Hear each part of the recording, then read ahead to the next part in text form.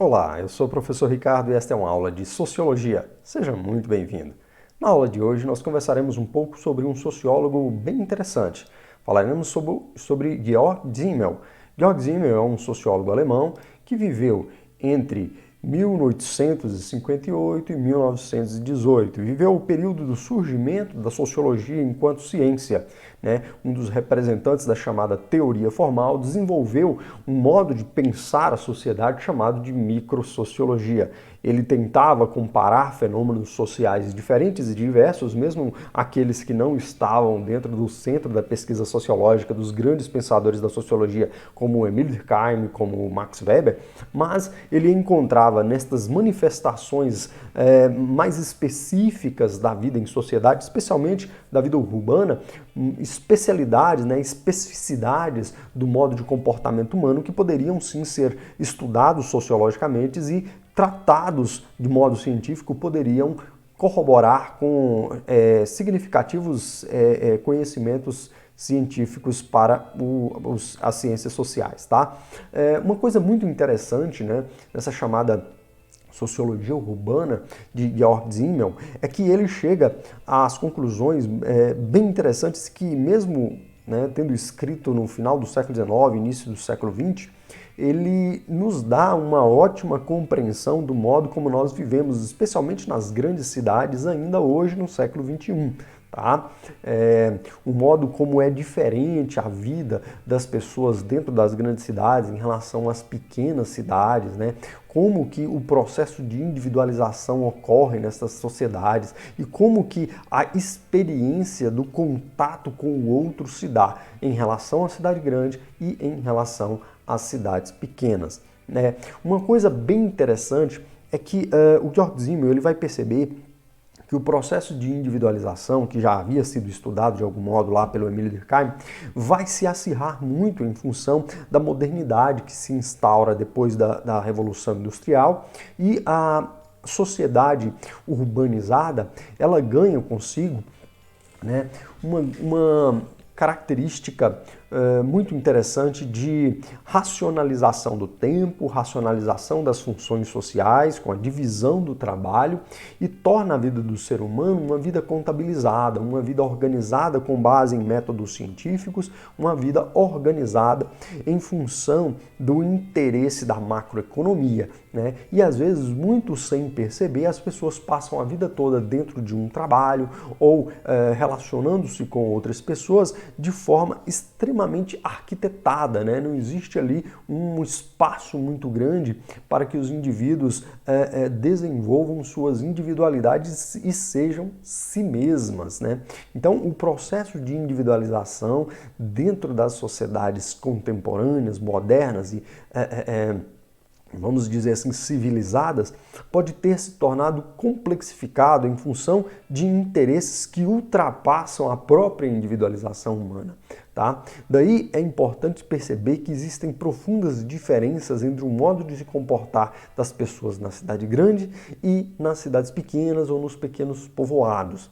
O Georg Simmel percebeu que enquanto nas cidades pequenas ou nos espaços muito pequenos, as pessoas conseguiriam vivenciar muito mais esta proximidade de um para com o outro, em função de que as pessoas se reconhecem muito mais enquanto indivíduos, porque realmente se reconhecem, sabem quem são. Nas cidades grandes, o que impera é um tipo de comportamento distanciado, calculado, um tipo de comportamento em que as pessoas se distanciam umas das outras. Quais as consequências disso? É o que nós vamos ver logo logo. Ele escreve um livro chamado A Filosofia do Dinheiro, Philosophie des Gelds, seria escrito lá em alemão, em 1900. Tá? Esse ensaio é considerado um estudo representativo da perspectiva sociológica que o Georg Simmel adota. Nesse estudo, o que ele procurou compreender? Quais seriam as consequências da introdução, da invenção, da difusão social do meio de troca que é o dinheiro, que é uma simbolização do modo como as coisas são postas na nossa realidade. O que acontece? Antes da modernidade, né, quando as coisas ainda tinham um valor intrínseco em si mesmo, você sabia quanto valia uma coisa e o que você poderia fazer para trocar por outra coisa. A introdução do dinheiro, né, na vida moderna especialmente, vai fazer com que o mundo se torne contabilizado, né? Ocorre uma monetarização das coisas. Você começa a analisar as coisas e a sua realidade como um todo sob uma ótica financeira, sobre uma ótica do dinheiro. Você começa então a observar toda a realidade com base em um olhar monetário que nós vamos desenvolvendo. Esta monetarização da realidade, né, que George Simmons chega a dizer que o dinheiro é o Deus da vida moderna, produz uma série de desvios, desvios até psicológicos do modo como nós compreendemos a nós mesmos e o mundo à nossa volta. Nós começamos então a monetarizar não somente objetos, nós monetarizamos as nossas relações, as pessoas, nós começamos a analisar as pessoas de um ponto de vista monetário, quer dizer, começamos a contabilizar as pessoas, né, o número de amigos que nós possuímos em uma determinada rede social vale muito mais do que um convívio com uma única pessoa. Nós começamos então a colocar preço em tudo e em todos, mesmo que a gente não diga isso, porque seria uma atitude certamente estranha ao nosso comportamento cotidiano, a gente faz isso inconscientemente, né? Então, a modernidade se caracterizaria por esses traços intrinsecamente ligados a essa vida monetária. O que ocorre a partir daí, então, é a aceleração do tempo com a tecnologia ou a administração do tempo enquanto dinheiro, né? O tempo tem valor. As relações sociais, então, elas vão se tornando monetarizadas, o mercado vai se ampliando, vão surgindo uma série de mercados, né? O mercado de corpos, o mercado financeiro, o mercado de automóveis, o mercado da moda. E estes mercados, né, nós nos incluímos dentro desses mercados, racionalizando toda a nossa vida, né, em função do tempo que nós gastamos dentro do trabalho e em função da quantidade de dinheiro que nós adquirimos para que nós possamos nos inserir dentro dos mercados. Isso vai gerando um processo que ele vai chamar de quantificação e inversão dos meios e fins. Nós vamos quantificando a nossa vida. Né? Os gregos, eles tinham duas compreensões bem interessantes assim sobre o que era tempo, né? Eles chamavam o tempo de Cronos e o tempo de Kairos. O tempo Cronos era o tempo cronológico, marcado no relógio, no calendário. O tempo Kairos era o tempo ideal, o tempo perfeito, o momento ideal para que você fizesse uma coisa ou outra, né? Então você vivia o tempo Kairos de forma muito mais significativa, em função de que você não estava preocupado com a contabilização, porque o Kairos não pode ser contabilizado. O que a vida moderna faz é eliminar por completo o tempo enquanto Kairos, porque todo o tempo, toda a vida, ela se torna contabilizada. E o dinheiro que deveria ser simplesmente um meio de troca, né, deveria ser simplesmente uma facilitação das relações econômicas, se torna o fim da vida humana. As pessoas passam então a buscar desenfreadamente, desejosamente, o dinheiro, né? Então tudo gira em torno do dinheiro, né?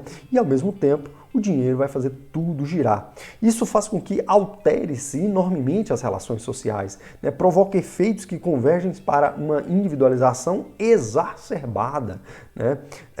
As relações sociais pré-modernas, elas deixam de existir porque exigiriam uma noção não capitalista do mundo, né? Exigiriam que as pessoas se reconhecessem enquanto indivíduos e deixassem de perceber-se enquanto recursos, né? Existe uma expressão muito comum desta sociedade moderna, na qual tudo gira ao redor do dinheiro, que é a ideia de recurso humano, o ser humano enquanto recurso, enquanto alguém que produz, enquanto alguém que trabalha e que contribui para a mecânica do capital, né? A difusão do dinheiro então vai provocar uma série de conflitos, né, na ordem social que se baseiam nos costumes, nas relações sociais, né? Mas isso é reflexo das transformações e das interações sociais que deixaram de ser aquelas tradicionais, né, que já se dissiparam há muito tempo. Então o que o ser humano consegue fazer a partir disso? Nós conseguimos monetarizar as nossas relações de forma muito simplificada, né?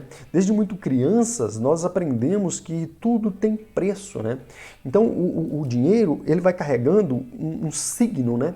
Um simbolismo do impessoal, do racional, né? Do próprio individualismo. Isso vai se ajustando à modernidade, fazendo com que os tipos de dependência que se caracterizavam pela relação com as outras pessoas, quer dizer, uma dependência que você tinha das outras pessoas, especialmente daqueles indivíduos que vivem nas sociedades muito simplificadas ainda hoje, né, percebem isso, né? O dinheiro não pode comprar tudo porque você precisa do outro, você precisa do seu vizinho, independentemente de que você tenha algo a pagá-lo, né? Mas na cidade grande não. Você não precisa mais do seu vizinho, porque sempre existe alguém que você pode contratar para resolver o seu problema, né? Então, desfaz determinadas dependências, mas cria outras. Só que essas outras dependências, elas vão ser relacionadas aos caracteres da impessoalidade, da distancialidade. Você se distancia das pessoas e as suas relações com as pessoas, que são essas relações monetárias, elas são, assim, relações mecanizadas, né? Porque você simplesmente contrata as pessoas ou as pessoas te contratam. Não existe uma percepção do humano que subjaza essas relações, né? Então, são núcleos de humanidade muito distanciados uns dos outros. O que isso vai gerar? Isso vai gerar um tipo de percepção embotada da realidade. Nós vamos perdendo a capacidade de notar as outras pessoas, de encontrar no outro significado, percepção de que ali há humano, né? Então, este embotamento dos sentidos é muito típico da vida nas cidades grandes, né? Em 1903, o Georg Simmel escreve um livro chamado A Metrópole e a Vida Espiritual. E é muito interessante porque é neste livro que ele vai dizer que, olha, a pontualidade, a contabilidade, a exatidão, o exacerbamento da vida nervosa nas cidades grandes, né, do aumento do estresse, da velocidade do tempo, né, da necessidade de você se encontrar sempre no trabalho ou em casa e a produção dessas rotinas massacrantes, né, derivadas desta filosofia do dinheiro, faz com que essas aglomerações urbanas, que elas possuiriam, né, uma grande potencial humano, né, perdem os seus principais elementos de humanidade, fazem com que os humanos percam a capacidade de percepção do real. Nós vamos então nos tornando embotados, nós vamos então não observando o que existe ao nosso redor, mesmo diante de situações ou de cenários extremamente tenebrosos, né, da miséria declarada, flagrante, nós viramos os nossos olhos, nós não percebemos, né?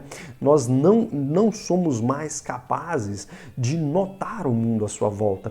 Eu gosto muito de pensar na vida daquele indivíduo que sai de casa, pega 2 conduções para chegar ao trabalho. Ele não tem condições para compreender, para absorver, de um ponto de vista estético, todo aquele trajeto que ele realiza. Então, ele simplesmente vê, mas é como se não estivesse vendo.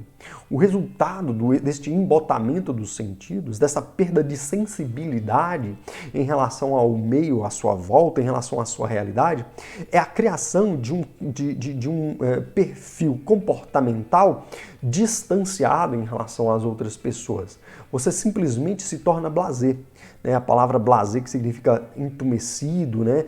Turvo, né, acinzentado, é como se todo o mundo à sua volta simplesmente não existisse, porque o que tem significado para você se torna muito pouco, né? Esta imensidão de estímulos que são gerados por essas intensas atividades urbanas, né, que resulta na vida nervosa, né, tem um grande reflexo nos indivíduos, o que gera, né, sujeitos que não são mais capazes de perceber o mundo à sua volta.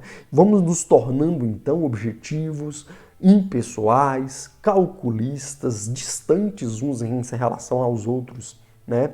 Eu gosto muito de pensar nisso. Olha, você está de ônibus transitando por uma grande cidade, você vê o carro novo, o carro velho, o carro que bateu, o jovem, o velho, né? A prostituta, o policial, o prédio novo, o prédio velho, a nova loja, a loja antiga, o prédio que queimou, né? O acidente de trânsito, né? Pessoas morando nas ruas, tudo aquilo é uma imensidade, né? de informações e de estímulos, e que nós, na incapacidade de sermos sensíveis a tudo aquilo, simplesmente criamos em nós uma couraça que nos protege, né? Nos protege de algum modo disso, tá? O caráter, né, a caracterização sociológica desta personalidade social é o indivíduo blasé, o indivíduo atomizado, completamente indiferente e distante do seu ambiente social. Né? Nas palavras de Georg Simmel, a essência do caráter blasé é o embotamento frente à distinção das coisas. Né? Nós perdemos a nossa capacidade de perceber as coisas enquanto coisas distintas, enquanto seres distintos. Fazendo isso, nós começamos então a nos distanciar uns dos outros. Vivemos num conglomerado de pessoas, né? Numa sociedade extremamente adensada, mas ao mesmo tempo não nos percebemos enquanto sujeitos. Né? Nós não conhecemos-nos, e esta atitude de reserva que nós vamos praticando nessas sociedades vai nos condicionando, vai fazendo com que nós sejamos mais vívidos, né? Entendamos que estamos protegidos do outro, não conhecendo o outro, né?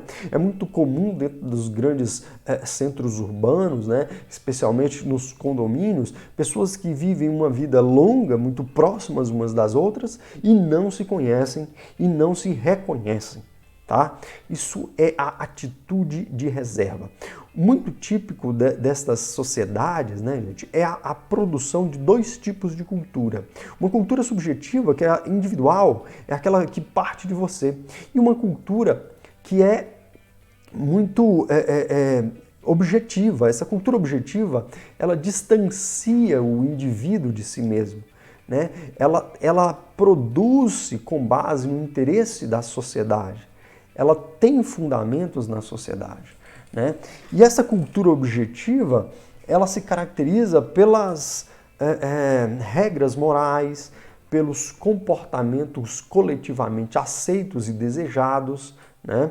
E nas palavras de Georg Simmel, a atitude espiritual dos habitantes da cidade grande, uns com os outros, poderia ser denominada como reserva.